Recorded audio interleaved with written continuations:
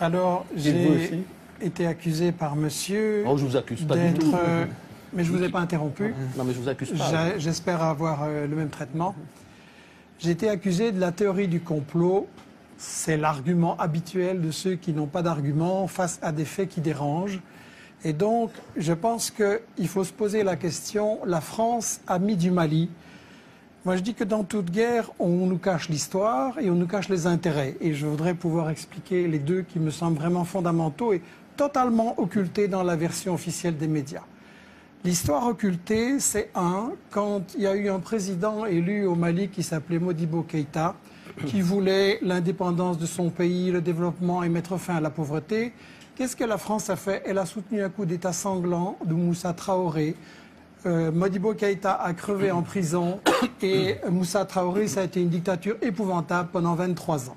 Ensuite, il y a eu d'autres marionnettes à la place. Et est-ce que vous appelez ça une théorie du complot? J'aimerais que vous alliez le dire aux Maliens. Ensuite, il y a la question des intérêts, à savoir que le Mali, c'est un pays pauvre, mais comment on peut être pauvre quand on est riche? Et toute la région, le Niger, c'est un pays où c'est le dernier pays sur la liste du niveau de pauvreté dans le monde, et c'est un pays très riche avec l'uranium. Et donc, il faudrait expliquer ce que vous cachez soigneusement, à savoir que dans cette région, il y a de l'or. L'or a été exploité au Mali, dans les mines de Morila, par Bouygues, derrière des paravents. On a fait crever les gens qui extrayaient l'or avec du cyanure et de l'arsenic, aucune prévention, les nappes d'eau polluées, les gens crevaient comme des mouches. Et donc, ça c'est Bouygues, ça c'est l'or. De quelle époque parlez-vous, Michel Colomb? Tout récent, c'est encore il y a 5-6 années. La mine a été fermée récemment et on recommence le même coup de l'autre côté. Deuxièmement, l'uranium. Areva est plein de convoitises pour l'uranium du Mali. Et quand on veut voir ce qu'il va en faire, il faut voir ce qui se passe au Niger, le pays le plus pauvre, comme je le disais. Au Niger, Areva, c'est le numéro 1 de l'exportation nucléaire dans le monde. Le Niger, c'est celui qui procure tous les revenus qui permettent à Areva et aux firmes qui travaillent avec elle, Alstom, Suez, Bouygues et tout ça, de gagner énormément d'argent. Et pendant ce temps-là, monsieur, les Nigériens, ils crèvent de faim. Et quand vous savez, l'espérance de vie, c'est 49 ans. Il y a moins de 30% de gosses qui sont à l'école. Et quand les Nigériens ont dit à Areva, on voudrait quand même un peu d'argent pour nos écoles, ou bien par exemple, il aurait suffi, c'était un projet de la Banque mondiale, de 10 millions pour irriguer le Niger, et le Niger aurait eu, tous les gens auraient eu à manger, Areva a dit, c'est pas notre problème et les Nigériens peuvent continuer à crever de faim. Donc, il y a l'or, il y a l'uranium, il y a, et vous le savez très bien, le gaz et le pétrole dans la région. Et c'est le responsable Afrique Nord de Total qui vient de dire récemment qu'avec la Mauritanie, avec le gaz qu'il y a tout ça, c'est le nouvel Eldorado. Et donc on est en train d'essayer, et on a tout à fait raison de parler de néocolonialisme, et le fait que la France y était là avant ou pas, ça n'a aucune importance.